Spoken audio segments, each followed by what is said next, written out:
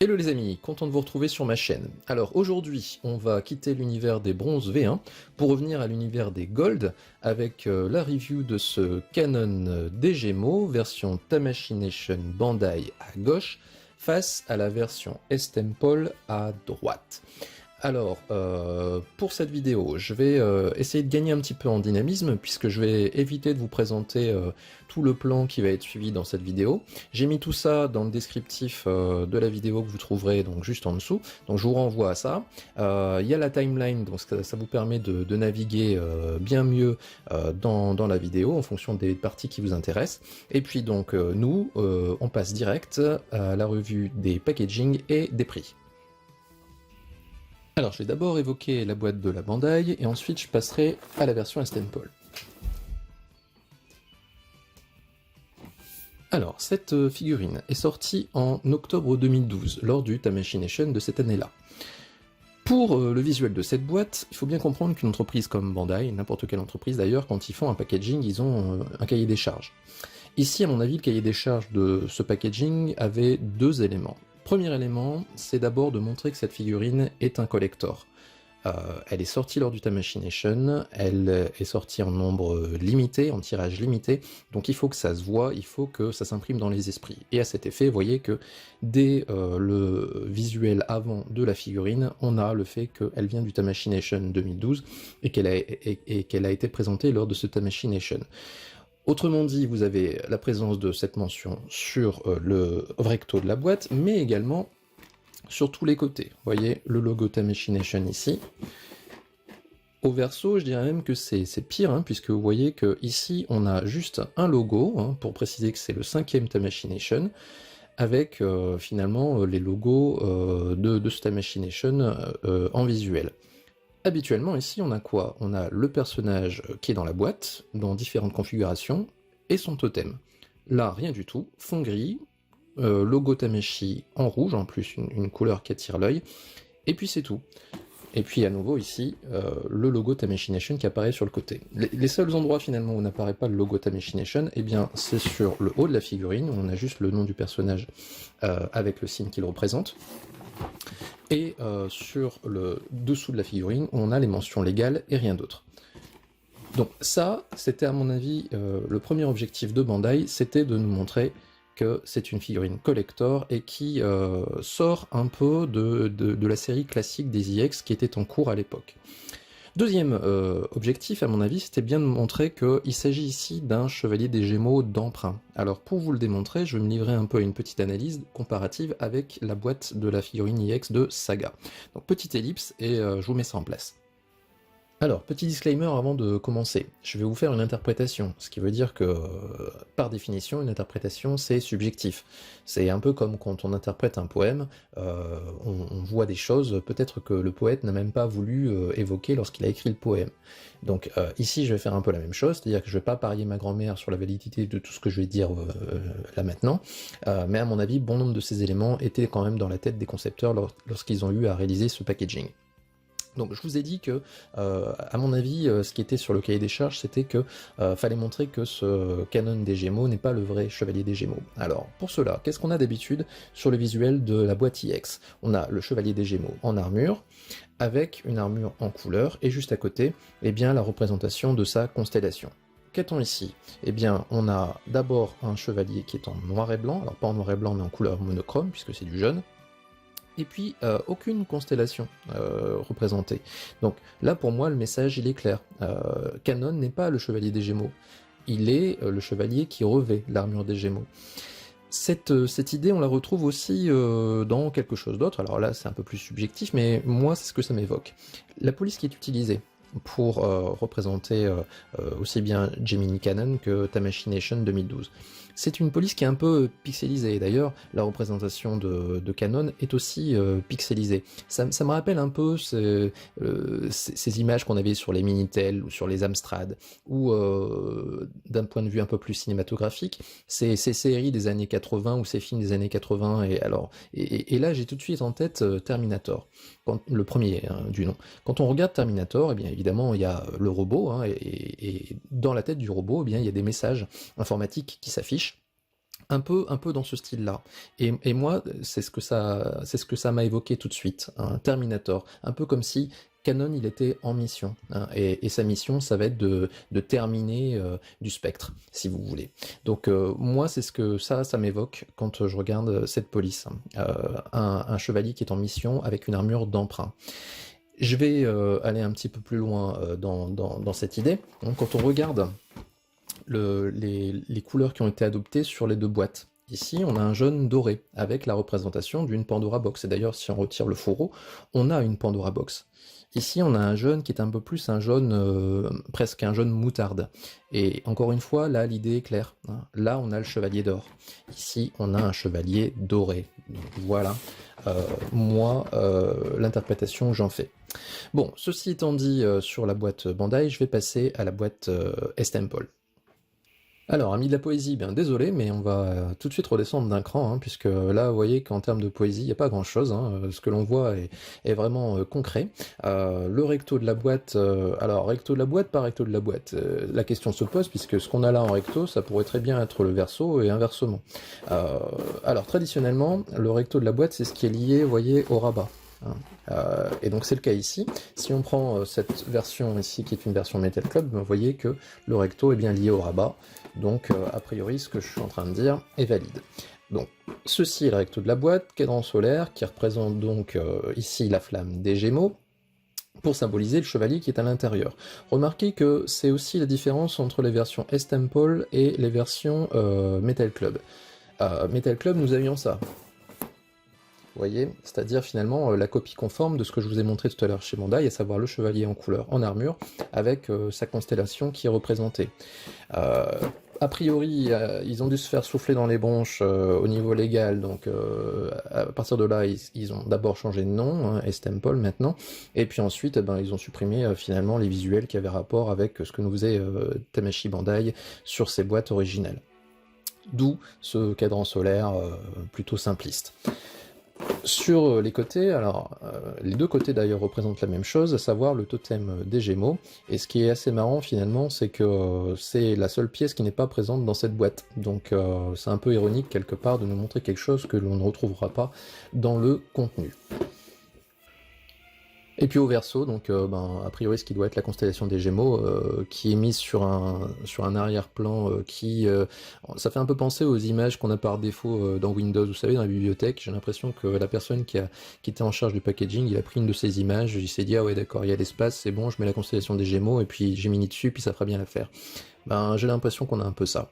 Pour ce qui est donc du reste de la boîte, mention référence à la Pandora Box aussi bien au-dessus que en dessous. Alors, petit détail aussi concernant l'état de la boîte, hein, vous voyez, l'état il est vraiment dégueulasse. Ça, vous voyez, c'est le risque quand vous faites venir des figurines de Chine, c'est que très souvent elles arrivent dans cet état-là. Ce qui est assez marrant d'ailleurs, c'est que quand elles viennent de Chine, elles arrivent souvent dans cet état-là, alors que quand elles viennent du Japon, souvent elles sont en bon état. Donc faut croire que le voyage il est plus difficile à digérer quand ça vient de Chine que quand ça vient du Japon. Pour ce qui est maintenant des tarifs, donc au niveau de cette Estempol, moi je l'avais acheté aux alentours de 50 €. Maintenant, le standard chez Estempol, donc sur les versions alternatives en général, c'est plutôt dans les 70-80 €. Donc si jamais vous arrivez encore à trouver cette version Estempol, il y a de grosses chances que vous deviez débourser dans les 80 €. Remarquez aussi également une différence, c'est que la version Metal Club de cette figurine contenait normalement les chevelures de Canon et la chevelure de Saga. Maintenant, quand vous achetez cette figurine, vous devez choisir entre Saga ou Canon.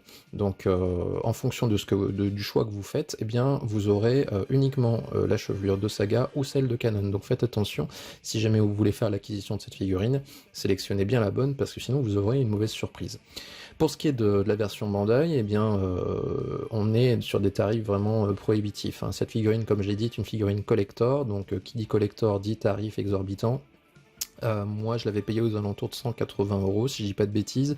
Maintenant il devient difficile de la trouver d'occasion en dessous de 200 €. Et alors neuf, j'en parle même pas, c'est 250 € minimum. Donc voilà pour ce qui est des tarifs. On va passer maintenant comme d'habitude à la vision des contenus.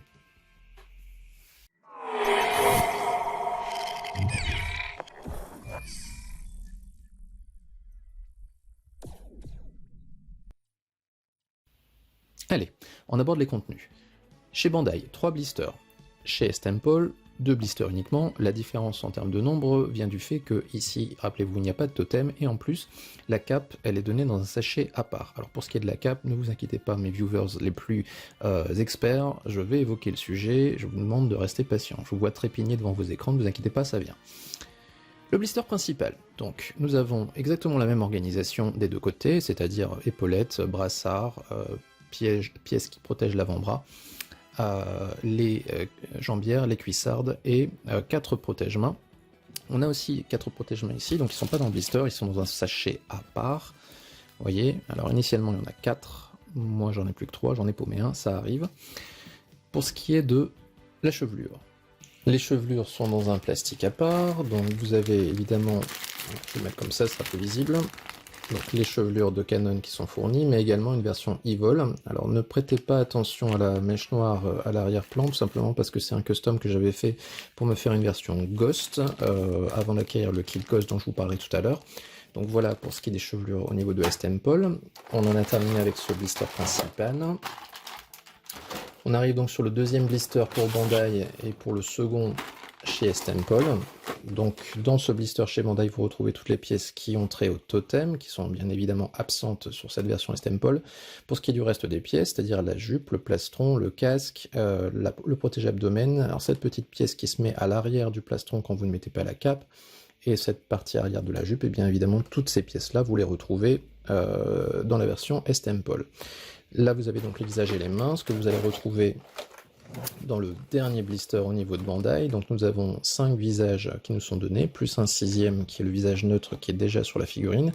Autrement dit, pas mal de visages pour cette figurine, c'est assez généreux. Par contre, c'est pas hyper varié, puisque vous voyez que 4 d'entre eux sont des visages d'attaque. Donc ce qui veut dire que pour les poses un peu plus solennelles, on n'aura pas tant de choix que cela. Au niveau des mains, eh bien, nous avons seulement 3 paires de mains qui nous sont fournies, plus la main avec index pointé pour faire le Genro Mauken, et puis c'est tout. Donc là, de ce côté-là, c'est pas super abondant. Au niveau du blister de chez Great Toys, c'est terminé. Vous avez par contre en plus dans le blister de Bandai la cape, que vous avez à part dans un sachet au niveau de Estemple. Alors, pour les deux marques, c'est assez généreux de nous avoir fourni cette cape. Maintenant, si vous êtes vraiment fidèle à la série, eh bien, normalement, vous ne devez pas exposer cette figurine avec la cape. Tout simplement parce que dans la série, Canon n'apparaît pas avec la cape, que ce soit dans le manga, c'est-à-dire dans le tome 23, ou au niveau de l'animé, ça c'est l'OAV 13, tout à la fin de l'OAV, Canon apparaît revêtu de l'armure des Gémeaux, mais sans la cape. Donc si vraiment vous voulez être fidèle à la série, on n'expose pas Canon avec la cape.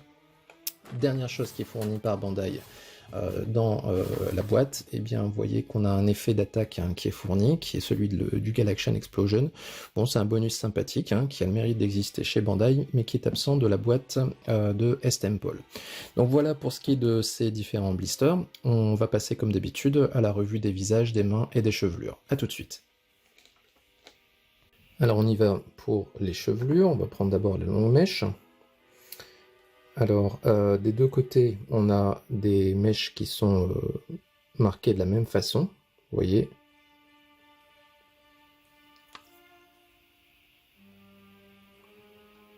En revanche, la couleur n'est pas la même. On a un bleu qui tire davantage sur le vert, un peu comme un bleu pan au niveau de Bandai, et puis un bleu qui tire un peu plus vers le bleu, justement, du côté de Estemple. Un bleu un peu gris.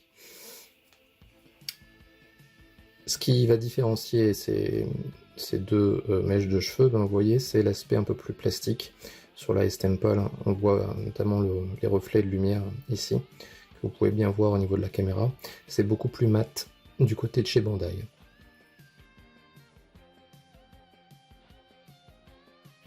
Pour ce qui est de la chevelure, vous voyez qu'on retrouve pareil, cet effet un peu plastique du côté de Estemple. La même structure au niveau des mèches, mais une qualité un peu meilleure du côté de Bandai, notamment un peu moins de traces de grappe et une meilleure jonction au niveau des deux mèches. Vous voyez. Et au niveau des traces de grappage, c'est un peu mieux chez Bandai.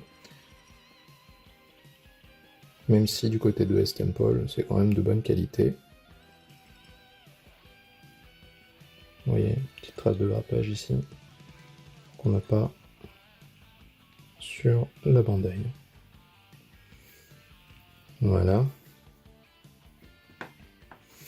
Au niveau des mains, bah, c'est bien des deux côtés, hein. Bon, je ne vais pas m'attarder trop là-dessus. C'est plutôt bien dessiné des deux côtés. Alors vous voyez la différence de grain de peau entre les doigts, qui va se retrouver tout à l'heure quand on va voir les personnages sans armure. Donc un côté un peu plus rosé chez S-Temple et un peu plus bronzé chez Bandai. Pareil, le doré est un tout petit peu plus foncé chez S-Temple. Pas de bavure de peinture, ni d'un côté ni de l'autre. On a une bonne qualité.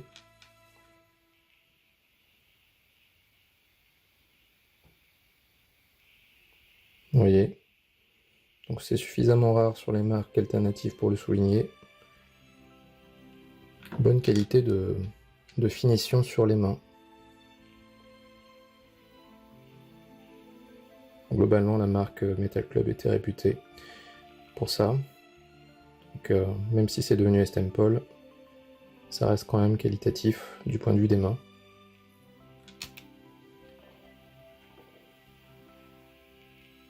Je dirais même plus, vous voyez, c'est que sur la main avec l'index pointé, eh bien, j'aurais tendance à dire que la version alternative est un peu meilleure, mais que le doigt fait un peu moins un plastique.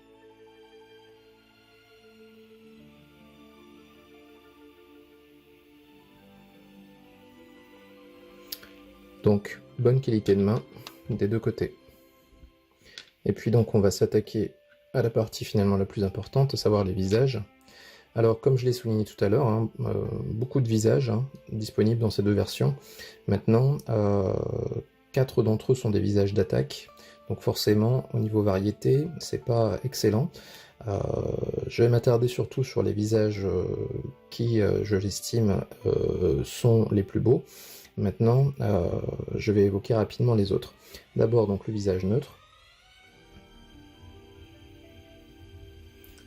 Alors, vous remarquez à nouveau la différence de grain de peau entre les deux. Un teint beaucoup plus rosé chez la S-Temple, plus bronzé chez Bandai. Et puis ce qui différencie ces visages aussi, eh bien, c'est une expressivité un peu plus importante chez la Bandai que sur la S-Temple, où vous voyez que les pupilles des yeux sont un peu plus écartées, donc ce qui lui donne un peu un manque de caractère. On a davantage chez Bandai, vous voyez. Là, c'est vraiment très net. Au niveau des sourcils également, vous voyez qu'on a des sourcils un peu plus marqués au niveau de l'épaisseur chez la version S-Temple, mais un peu plus foncé sur la Bandai. Vous voyez, petite trace de peinture ici.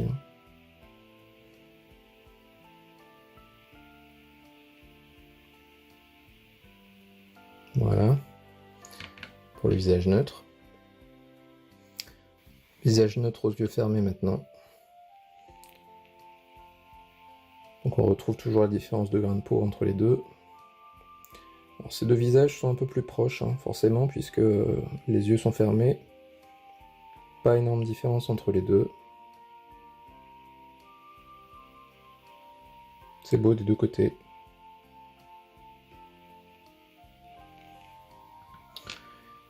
Et puis donc le dernier visage qui pour moi est intéressant, celui-ci. Et toujours la même chose. Uniquement une différence au niveau du grain de peau. Le reste est à peu près identique. Alors, je ne l'ai pas évoqué avant, mais le visage de Bandai est un tout petit peu plus allongé que celui de la S-Temple. Et ça, c'est le cas sur tous les visages. Au niveau de la bouche, c'est bien des deux côtés, c'est assez réaliste. Et donc pourquoi j'ai dit que pour moi ces visages-là étaient les seuls vraiment dignes d'intérêt, parce que là on va arriver sur des visages qui, j'estime, sont déformés. Alors, regardez-moi celui-ci. D'abord, bon, c'est un regard de côté, donc forcément, quand on les regarde comme ça à plat, ça donne quelque chose de vraiment bizarroïde. Maintenant, si on les met sur le côté, vous voyez que c'est un peu mieux du côté de Bandai.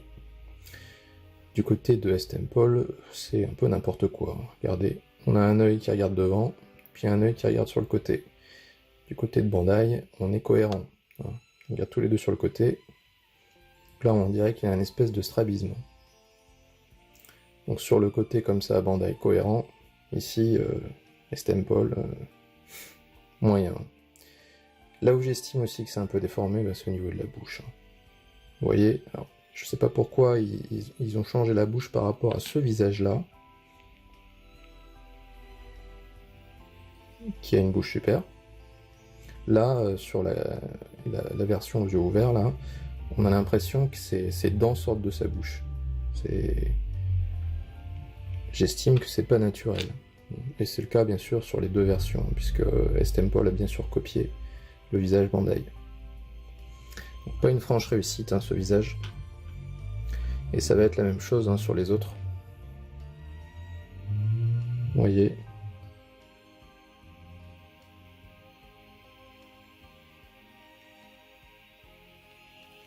Et alors, le dernier, qui est la version Evil. Alors, justement, quelle est la validité de nous mettre une version Evil? Canon n'a pas de visage Evil, ni dans le manga, ni dans le dessin animé. Donc, pourquoi nous mettre ce visage? Je ne comprends pas. Autant j'aurais compris un visage ambré, autant nous mettre une chevelure grise et puis le visage de Saga Evil, je vois pas trop l'intérêt.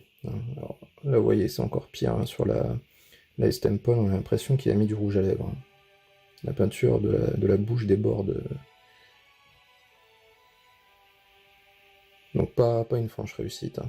Et donc oui, ce visage-là, je vois pas trop la validité de nous en mettre un, sachant qu'ils nous ont pas mis ce visage-là. Qui est utile si on veut se faire un ghost. Ce qui aurait du sens, hein, puisque dans les OAV d'Hades, eh bien, Canon contrôle l'armure des Gémeaux dans la maison des Gémeaux.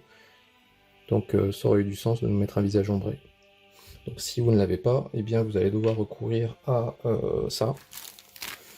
Donc c'est le kit Ghost que vous pouvez trouver sur les boutiques chinoises. Donc moi c'est un kit que j'avais acheté dans les 15 €, maintenant je crois que c'est plutôt dans les 30 €. Je vous présente ce kit là dans un tuto à part. Donc je vais vous le monter, puis je vais vous montrer de quoi ça a l'air. Je vais vous donner quelques conseils. Donc malheureusement vous serez obligé plus ou moins d'acheter ce kit là si vous n'avez pas le visage ombré. Donc voilà ce que je devais vous dire pour ces visages, mains et chevelures, et on se retrouve tout de suite pour les pièces d'armure. Bon, je vais vous laisser visualiser ces différentes pièces, et donc pendant que vous faites ça, simplement vous dire que la plupart de ces pièces sont identiques. Elles sont vraiment identiques du point de vue des dessins, du point de vue de la forme. Ce qui va les faire différer, ça va être un peu le coloris. Donc les pièces ont tendance à être un tout petit peu plus foncées du côté de chez S-Temple. Alors je vais vous en donner un exemple avec les cuissardes. Vous voyez, je pense que c'est assez net. Après sinon, du point de vue du dessin, eh bien ce sont des pièces qui sont taillées de la même façon. Elles sont sans doute issues des mêmes moules. Pas de différence.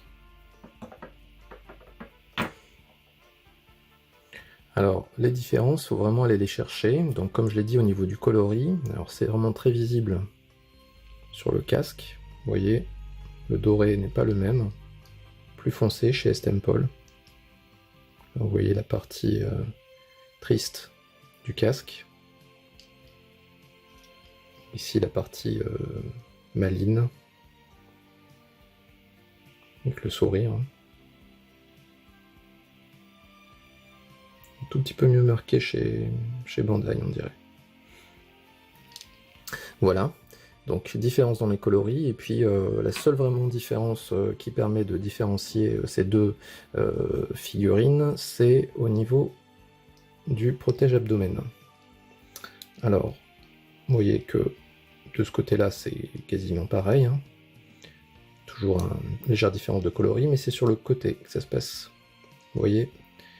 Donc ici, on a les attaches, les clips qui sont visibles, alors que chez Estempol, c'est invisible.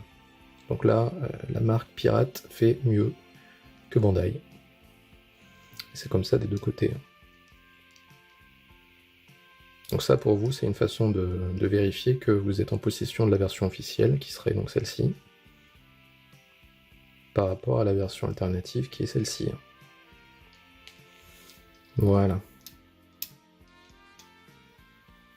Donc voilà ce que je devais vous dire sur les pièces. On se retrouve tout de suite pour les personnages sans armure.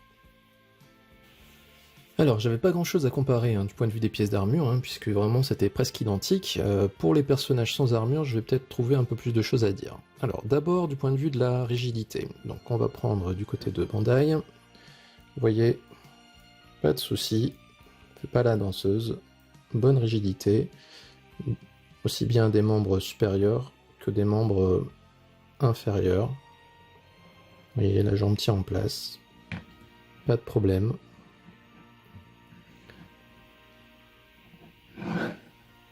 Pour ce qui est de la Estempol, alors vous voyez, petit problème de danseuse sur cette jambe-là. Celle-ci, ça va. Alors ça reste quand même en place, vous voyez.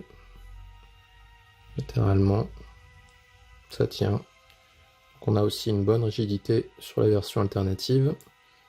Un tout petit peu moins rigide au niveau des membres supérieurs. Donc c'est correct. Un peu moins rigide que la Bandai pour une fois. C'est assez rare pour le souligner. Donc au niveau rigidité, c'est bien des deux côtés, un petit peu mieux chez Bandai. Ce qui va différencier donc ces corps maintenant. Alors d'abord du point de vue du plastique. On a un plastique qui se ressemble mais qui est un peu plus brillant chez Bandai. L'impression d'un plastique un peu plus siliconé si vous voulez.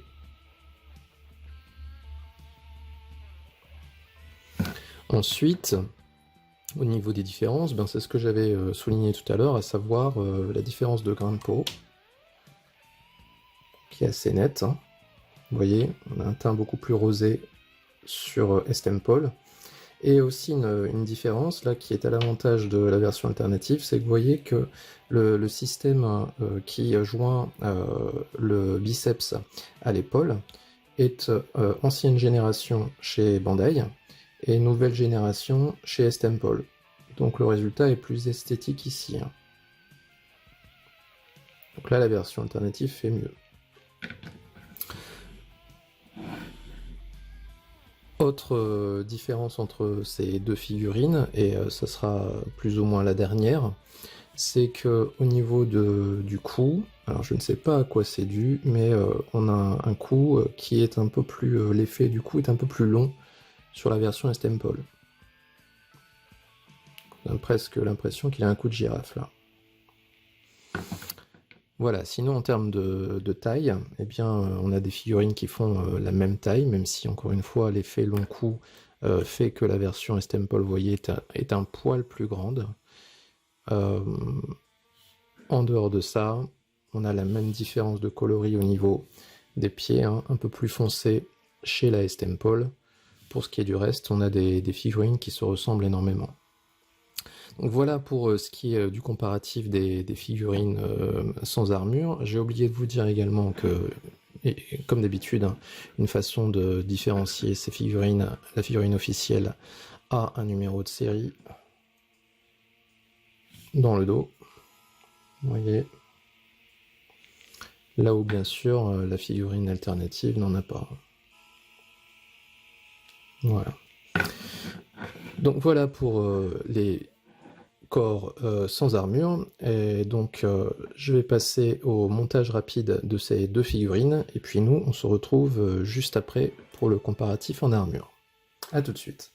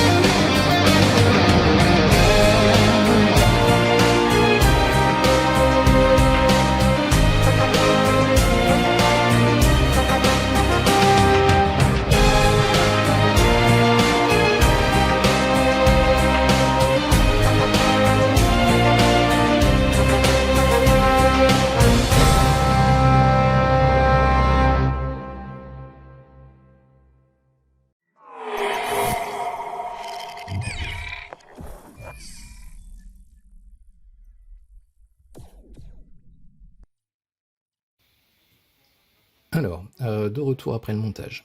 Qu'est-ce que j'ai à signaler maintenant après ce montage? Pour la bandaille, rien du tout. Tout s'est monté correctement, pas de soucis de jeu dans les pièces, pas de pièces en double.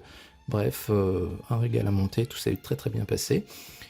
Pour la S-Temple, ça s'est bien passé aussi, plutôt bien même. Maintenant, quelques petits soucis. D'abord, je me suis rendu compte que j'avais deux cuisses du même côté, en l'occurrence deux cuisses gauches. Je me suis rendu compte aussi que dans cette brassière, alors là ça va pas forcément bien se voir parce que le bras est plié, mais si on déplie le bras, vous allez voir, voilà, vous voyez.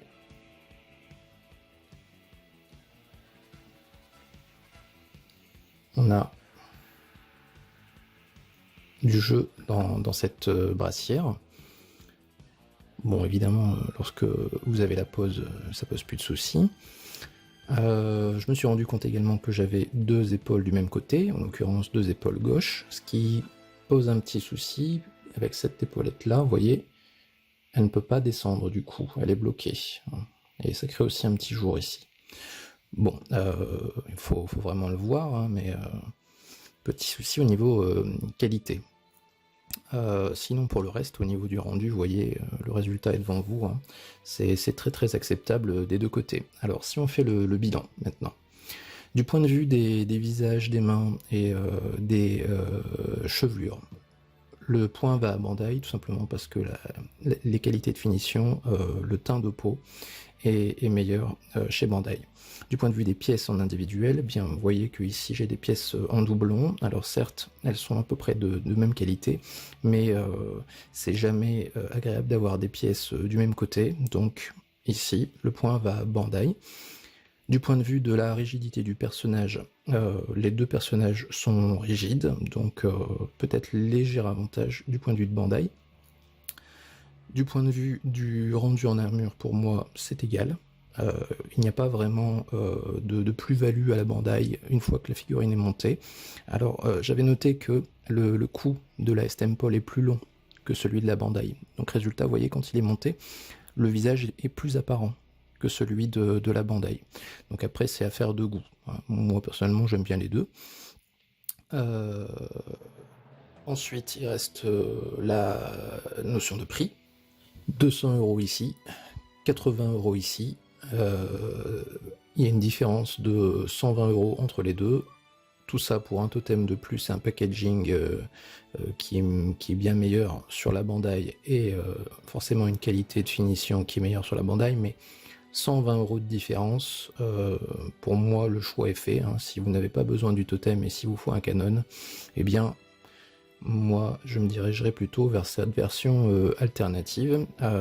Maintenant, pour moi, la meilleure solution, elle n'est pas ni chez l'une ni chez l'autre. Elle est plutôt dans, si jamais vous possédez la version du Dragon des Mers, de Canon Dragon des Mers, eh bien, moi, j'aurais tendance à prendre un Saga Bandai, qui doit coûter dans les 100 €, 110 €, et puis d'utiliser la chevelure, et donc la chevelure de Dragon des Mers, ainsi que le visage de Dragon des Mers, qui est très beau, qui est compatible hein, avec cette version, et de me faire un Dragon des Mers Bandai, mais avec un Canon Bandai Gémeaux, pardon, avec le visage de Dragon des Mers.